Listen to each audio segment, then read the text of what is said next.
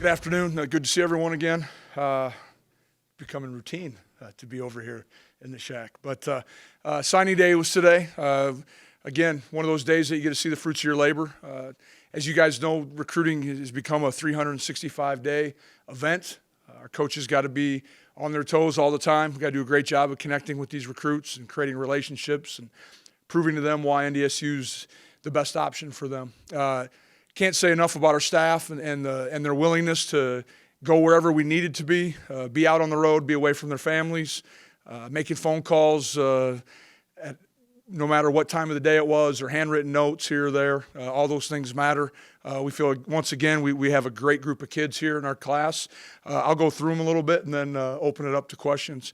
The first state I'm going to start with is just North Dakota and the kids that we signed locally here, and really pleased with the young men that we were able to get out of the state of North Dakota. We feel like we got the best kids out of the state of North Dakota, and we should. Oscar Benson's the first one that I'll talk about, the Gatorade Player of the Year. Oscar had an unbelievable football career up the road at Hillsboro. He's played in 3 state championships, winning 2. I want to say his record is 35-1, something like that. Just a winner, a captain. Excited always to get those guys who've been in leadership roles, and he'll do we're going to move him to the defensive side of the football. I know he's been used to carrying it a little bit, but I think his skill set will work out real well for Code Green. Andre Corrier, a big wide receiver from Cavalier. Again, another young man that has all sorts of numbers. Just looking here, 121 catches, 2,300 yards receiving, and then 131 tackles. He's kind of at a size where, is he a receiver or does he continue to grow?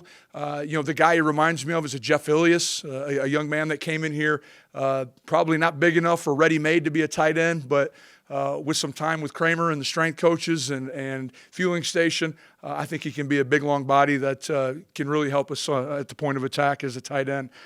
Joe Cava, a defensive tackle from Shanley. The name's familiar. His brother Jake plays for us, defensive end. A great kid who came to camp, kind of battled through some injuries his senior year, was really slowed down or hampered in the summer, but just has great energy. And that was the number one thing that stood out, is how he approached camp and was flying around. And we're excited to have him and his family continue to be part of the Bison program. Tyler Terhark, a wide receiver, safety, a little bit of everything for Cheyenne High School. Really excited to get our first Bison out of Cheyenne High School in West Fargo. Tyler, not only is he an outstanding football player, but basketball player.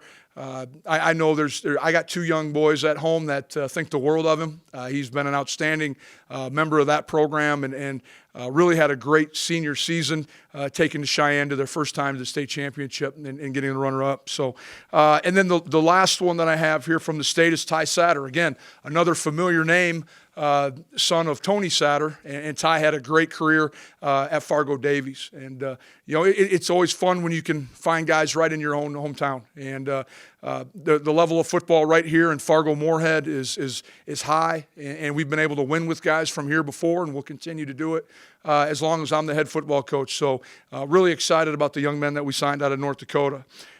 Minnesota has always been an extremely valuable area for us, not just in the cities, but outstate as well. And then just right across the river in Moorhead, we were able to find a legit prospect, a young man that we've kind of not sure what side of the line of scrimmage he's going to play on yet. Is it going to be the O-line or the D-line?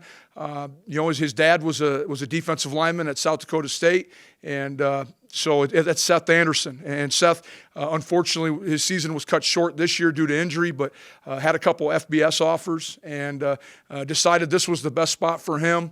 I know Coach Blazik and Coach Gazer did an outstanding job of creating a relationship, not only with Seth, but with his family as well.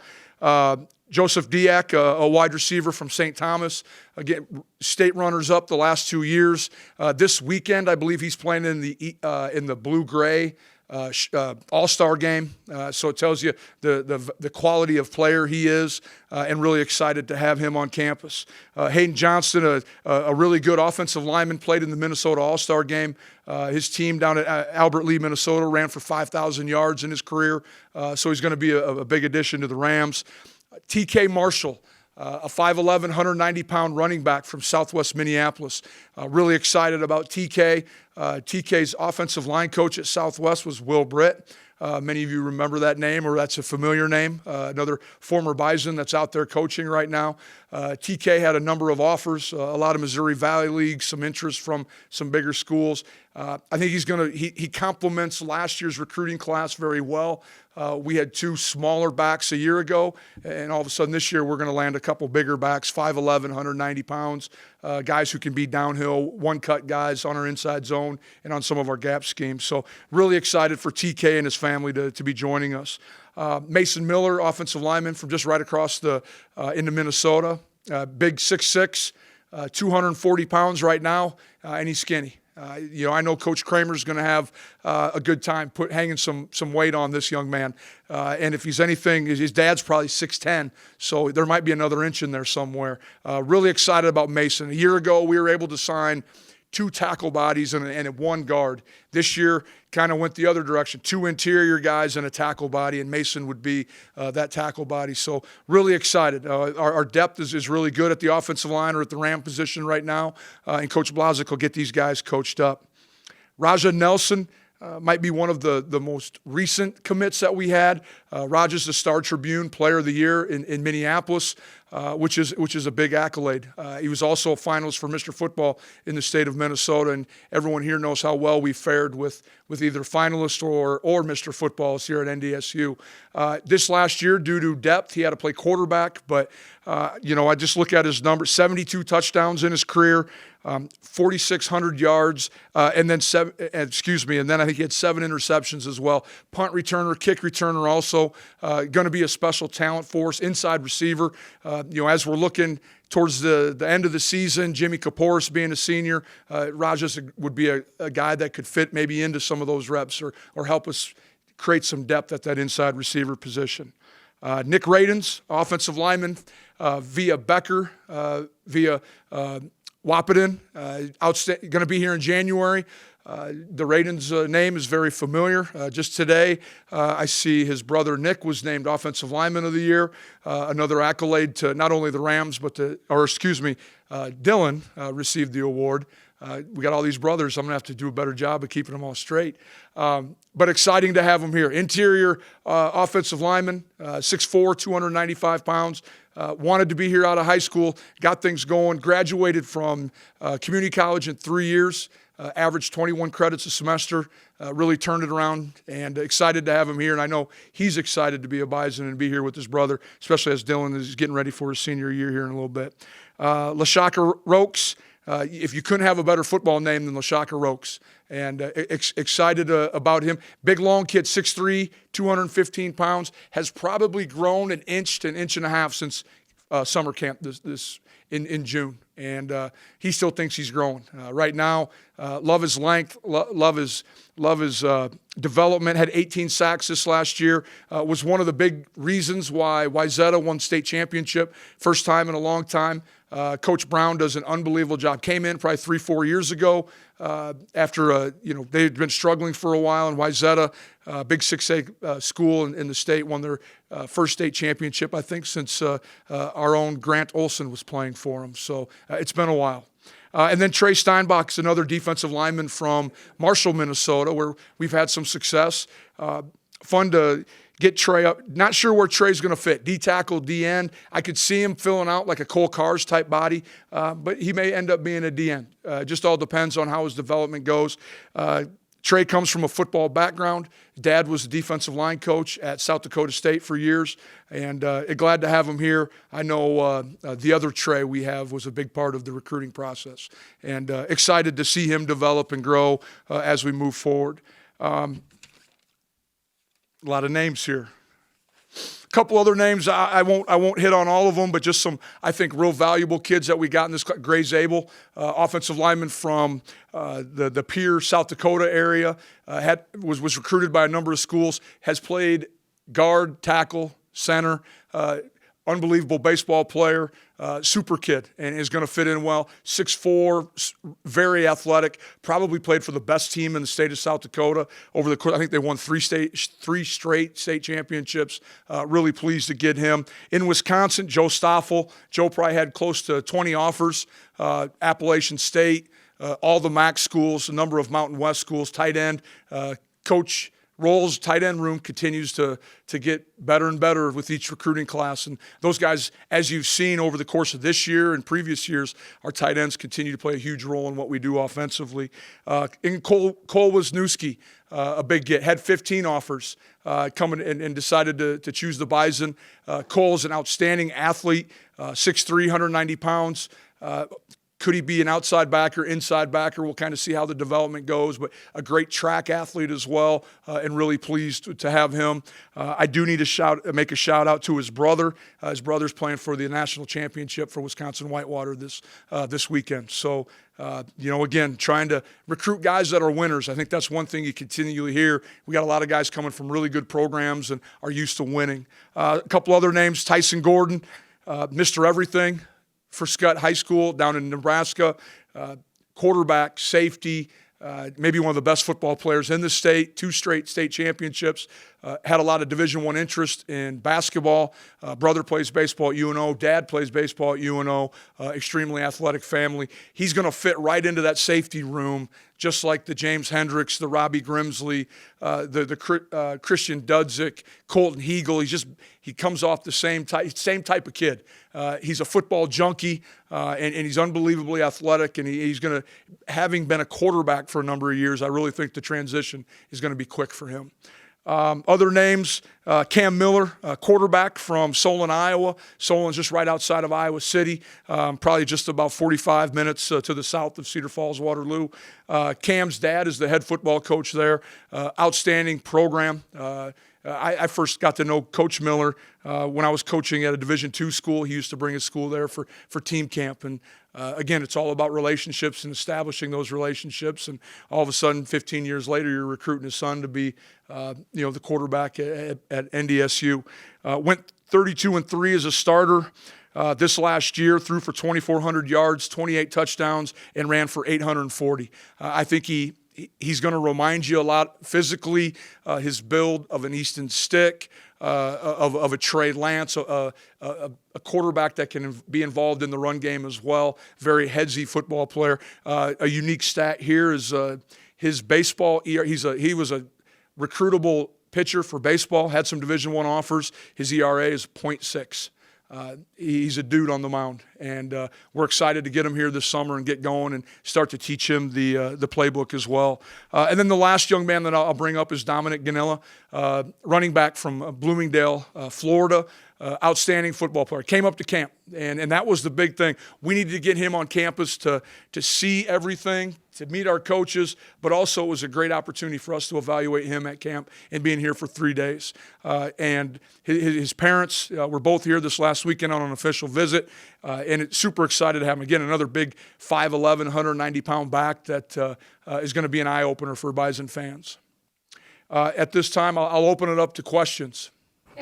Quite a few from the Metro right here in your own backyard. Do you think this is the effect that you're seeing of the success that NDSU football has had? Because when you think about how old these guys were when this run started for NDSU, they're growing up a little bit more with that true dying passion to be football players, to be Bison. Definitely could be. I think football is extremely important in the Fargo-Moorhead area, and so there's probably something to be said with that. I think Cheyenne High School, having now played football for 5, 6, 7 years, they're starting to, Coach Newton's starting to get his program set up the way he wants it. I think that's another probably side effect of why you're starting to see kids out of West Fargo. But I think then just our coaches getting kids to camp is another thing, and it's just. Some years there's more kids that make it or are available than others, and this might just be one of those really rich years out there locally for us. Do you find yourself running into the same schools or any new ones along the way over the last 12 months? As far as recruiting-wise, when you're out on the road? We run into majority of the MAC. We run into, a good amount of Mountain West, the Appalachian States. was kind of a unique. Buffalo is in the area now, but there's a connection. Especially to this area at the University of Buffalo. So it's a lot of the same ones. Of course, we know people are paying attention to what we do. We only offered 47 kids this year total, and that's a far cry from some other schools. But I'm sure the minute we offer a lot of them, people open their eyes or take notice. What are you continuing to look for here? I know you said you still have some work to do, but not necessarily in a huge rush. What are you still looking for? What would you like to add to this group? The very best football players we can find. Well, I mean, that's it. Right now at this time, Beth, we feel like we've signed one of everything at least, and that's always my philosophy. There wasn't necessarily, because of how youthful this team is, based on years of eligibility remaining, there wasn't a lot of holes in our roster, and only having 14 seniors, there wasn't a ton of movement available. My philosophy is always take one of everything, and then of course we got to continue to take O-line, D-linemen, just to make sure that we always have. I mean, that's where we win games, and you guys see it. That's where we anticipate to win more games is up front. So right now, probably a skill. I don't know if we take any other linemen unless just a superstar or showed up. What did you learn about in this process? Any surprises through it now, being the head coach and finishing up this process here now after a full year now? A lot of the same things I knew before. There's a lot of hard work that goes into it, a lot of phone calls. Just always continuing to connect with these kids. The number one fear you have is you put all the time and effort into it. And a lot of our kids commit in mid to late July. There's a long time between July and December where you're trying to maintain commitments, and it's not unusual for someone to try to come in and be the new thing. And sometimes that gets an 18-year-old's attention. You need to make sure you're pounding home the reason why NDSU was the best option in the first place. Isn't it different based on best question? It's different, though. You're making the call on money now, right? Is that your call? How much scholarship? Oh, well, sure. That is different. That part of it is big time. And to be able to sit down and explain, scholarship with the family, what it entails, cost of attendance, all those things. That's been, but previously I had a role in that as well. So it wasn't as if I was stepping into something I wasn't completely unaware of. But there are more crucial conversations had now that I'm the head football coach, and those are good. But the great thing about it is I also get to be the one that establishes the expectations to these new recruits as well. So when they do commit, then we start talking about expectations. I told every single one of them, the minute you sign that piece of paper, it doesn't matter where hometown is. You're a Bison now, and you have to act like it and start to behave like one and carry yourself like a Bison. So the expectations have already started for all 24, 25 of these young men. What about the expectations in terms of physically work all that? How quickly do you guys have something out to them and sending them the expectation from here until they're on campus? Well, we'll continue to connect with them weekly. Our coaches will. We will get workouts out to these guys so they can start some development.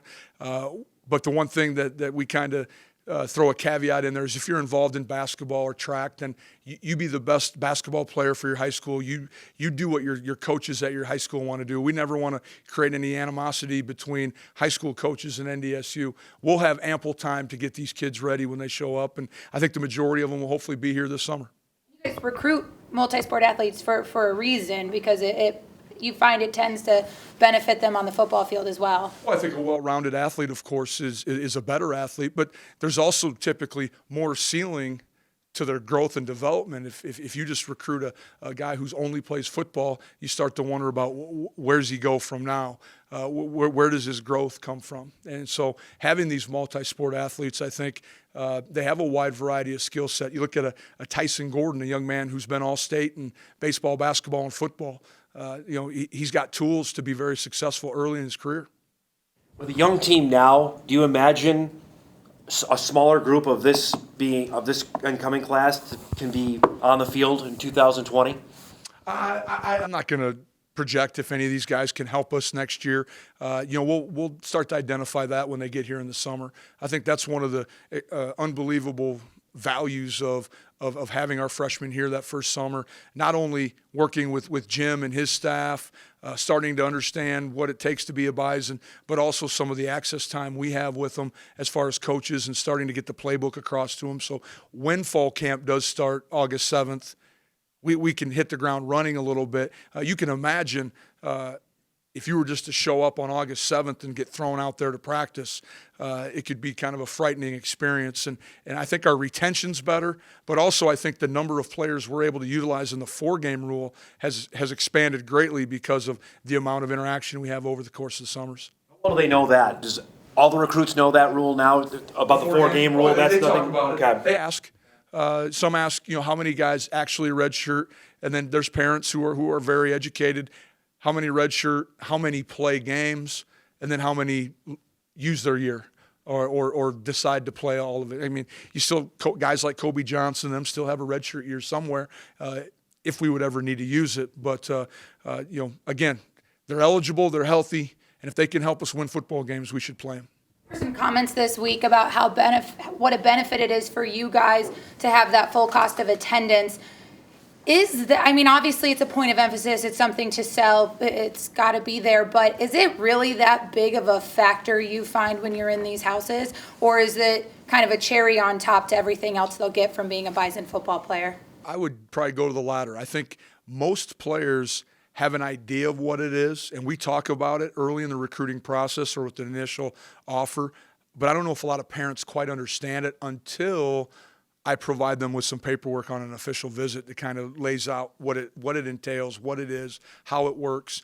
So I'm going to go with the latter. I think it's more of a cherry on top. I think most of these kids want to be Bison. All these North Dakota kids grow up wanting to be Bison, so I don't think cost of attendance has anything to do with their decision making. I think it's the quality of people that are associated with our program, our administration, and then the quality of players that we currently have here, and then the tradition that we've established here at NDSU. How important is it to continue to bring in this North Dakota and Minnesota talent every year? That's what we're going to do. I mean, you look at, I think it's it's 2 of the top 3 probably states where kids come from. I haven't looked at anything recent, but I think Minnesota, we're close to 40, in between 40 and 50 kids. And I bet state of North Dakota, anywhere 12 to 18 probably kids. So we need to continue to, if they're the right type of player, we got to continue to go get them. We're just not going to take players from any state just to say we're taking a kid from a state. They have to be able to help us, and they got to help us win. Back in Nebraska, who did that? How'd you get back into Nebraska after there was a little drought there? Yeah, we just made an effort to. Cody Morgan, our corners coach, got back down there, did an outstanding job. We utilized some alumni we had down that way to help us.